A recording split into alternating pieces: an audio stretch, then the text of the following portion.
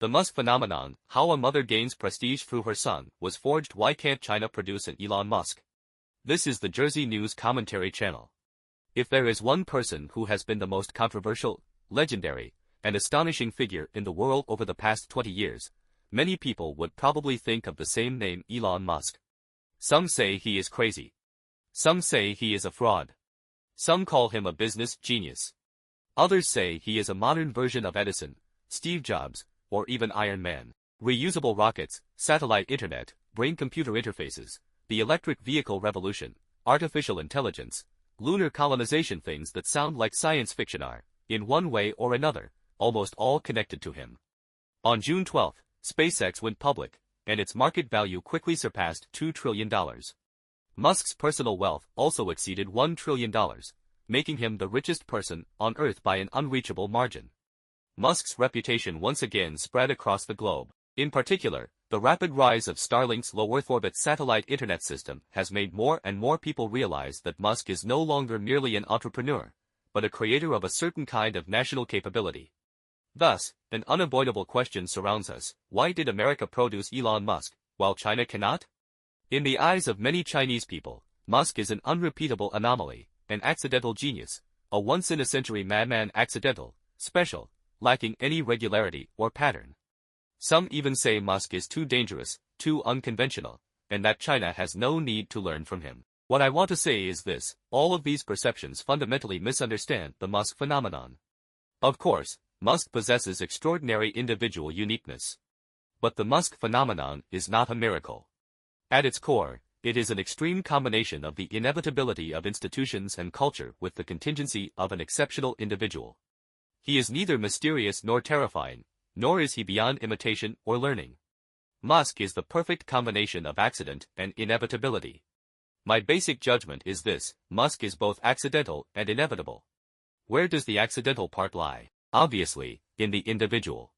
Musk is extraordinarily intelligent, obsessive, relentless, risk-taking, highly resilient under pressure, deeply engineering-oriented, and possesses an intensely futurist personality. He believes passionately in first principles thinking. People like this are naturally rare. Even in the United States, they are not common. But the question is, why did someone like Musk emerge specifically in America? If Musk had been born in China, what would his life look like today? Most likely, he would have been expelled from school for not following rules. He would have been mocked for being strange, dismissed for his wild imagination, suppressed and marginalized for challenging authority, and eliminated because of repeated failures. In the end, he would most likely have become an ordinary engineer domesticated by society, or perhaps not even managed to become an engineer at all. Why? Because individual contingency requires institutional inevitability to sustain it. No matter how great a seed is, if it is planted in saline soil, it will never grow into a towering tree. America's uniqueness lies precisely in the fact that, for a long time, it has provided soil, air, and water for misfits. America's real strength is not Musk, it is the ability to produce Musk. Many Chinese people enjoy worshipping individual heroes. But what is truly worth studying is not Musk himself, but why America keeps producing people like Musk. Steve Jobs, Bill Gates, Jeff Bezos, Jensen Huang, Sam Altman, Mark Zuckerberg, Larry Page, Sergey Brin. Why is it always America? The answer is actually very simple. America's greatest advantage is its emphasis on the individual. In America, even a weirdo, a madman, or an outsider still has opportunities to experiment and fail. In America, even a fool can be confident. The greatest characteristic of American society is that it allows individuals to grow freely. Some fail. Some go crazy. Some are arrogant. Some are exaggerated. Some are obsessive. But American society does not eliminate them. Because America assumes that the individual is first and foremost an end in himself, not merely a tool. China, by contrast, is exactly the opposite. Chinese society has long emphasized obedience, uniformity, stability, and order. Misfits often imply risk. And risk implies instability. As a result, society naturally tends to eliminate misfits rather than encourage them. What is the outcome? America produces innovators. China produces examination machines. Why is Starlink more terrifying than rockets? Many people still understand SpaceX merely as a company that launches rockets. This is a serious underestimation of its value. What is truly remarkable about SpaceX is not the rockets, but Starlink. Because it is no longer just a concept, it has already become a real-world system serving people across the globe. It is covering remote regions, serving war zones, supporting aviation and maritime internet, providing disaster relief communications, and increasingly integrating into military communication systems. In other words, it is becoming a new form of global infrastructure. In the past, what determined the strength of a nation were railways, power grids, oil, and ports. Later, it became semiconductors, the internet, and cloud computing. In the future, it may very well be low-Earth orbit satellite internet. Starlink is not merely internet service. It is more like the sky highway of the digital age. In a certain sense, it is even approaching the status of a digital sovereignty platform. What does this mean?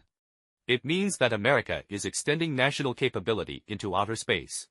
What is even more astonishing is that this was not accomplished directly by the state, but by private entrepreneurs.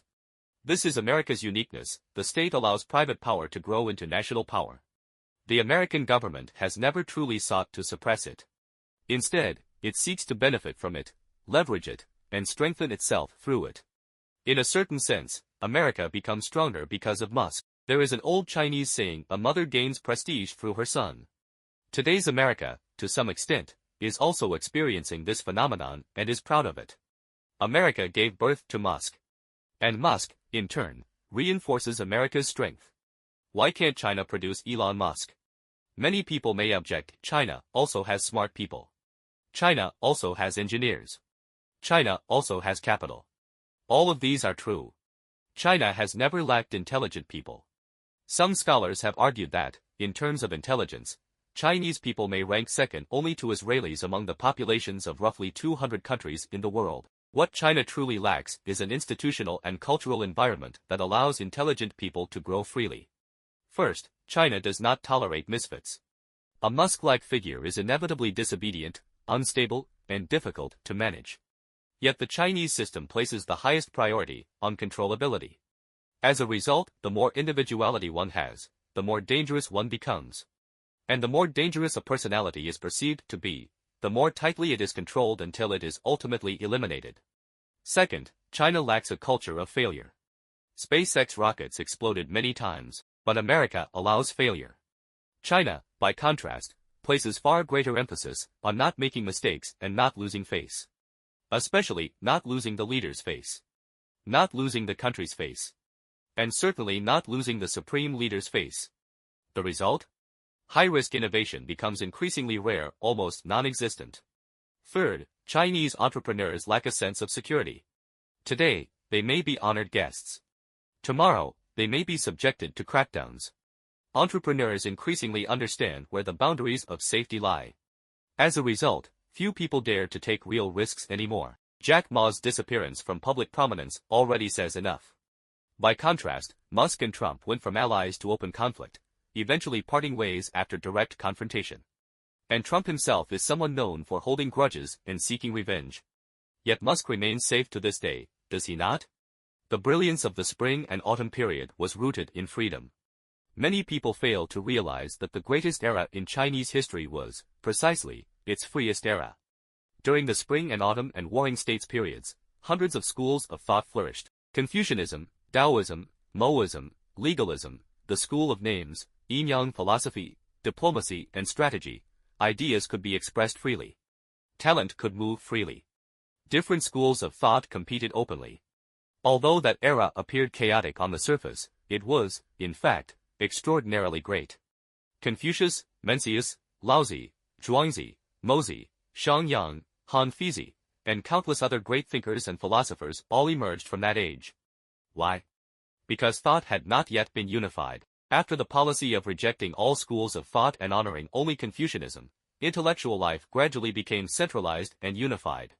The state grew increasingly powerful. But civilization increasingly stagnated. From the Qin dynasty until today, spanning more than 2,000 years, China's political logic has actually changed very little. As Hegel once observed, China has never possessed history in the true sense of the word. What it has experienced is more often the replacement and repetition of dynasties. Although dynasties changed, the underlying political logic remains strikingly similar: highly concentrated power, highly unified thought, long-term suppression of nonconformists. This is why China repeatedly relives history, while America continuously creates the future. America is a distributed system, China is a centralized system. America has many problems: partisan conflict, political chaos, low efficiency, bureaucratic bloat, social fragmentation. I have lived in America for 2 years now, and I have already seen many of its flaws. For example, Trump. As president, he can be extremely shameless and dirty. One could say he is perhaps the most pathological and narrow-minded president in America's 250-year history. During more than a year of his second term, both domestically and internationally, much of what he has done has been destructive, including activities aimed at enriching himself personally. The American president matters. But America does not function because of one single person. America possesses one advantage that China simply cannot replicate: it is a distributed system. Universities, corporations, state governments, capital markets, courts, the media, local self-governance, all of these operate independently in their own spheres. China, by contrast, is exactly the opposite. Power is highly concentrated. Imperial authority dominates everything. From the Qin dynasty to the present, it has largely been the same: the emperor monopolizes power. Imperial decrees are announced to all under heaven. Those who defy them are punished. Mao Zedong was precisely this kind of modern emperor. Xi Jinping has sought to emulate Mao by building a one-man political system. Mao drove China into collapse. Xi, in my view, is following Mao's path, seeking term after term in office, and ultimately leading China toward irreversible disaster. Modern society is becoming increasingly complex. And the more complex a society becomes, the more it requires decentralized experimentation and multiple centers of trial and error. The Musk phenomenon is precisely the perfect crystallization of a distributed system combined with individual freedom. Conclusion: the real competition is a competition of institutions and culture. Many people like to discuss whether China can surpass the United States. My judgment is this: the competition between the two countries is not ultimately about GDP, population size, or manufacturing scale. The ultimate competition is, in fact, a competition of institutions and culture. Who is better able to unleash the potential of individuals? Who is more tolerant of misfits? Who is more willing to protect failure? Who allows freer expression? Who is more capable of transforming crazy dreams into real capabilities? Whoever does these things better is more likely to win the future. China does not lack the seeds of Elon Musk. China's problem is that its institutions and culture naturally suppress people like Musk. It fears misfits. It fears the uncontrollable. It fears the growth of strong individual power. As a result, before a Chinese Musk even has the chance to grow, he has already been eliminated. That is why, in my view, China is destined not to surpass America. Not because Chinese people are not intelligent, but because America continuously produces Musks, while China continuously eliminates them. Follow me as I decode China for you.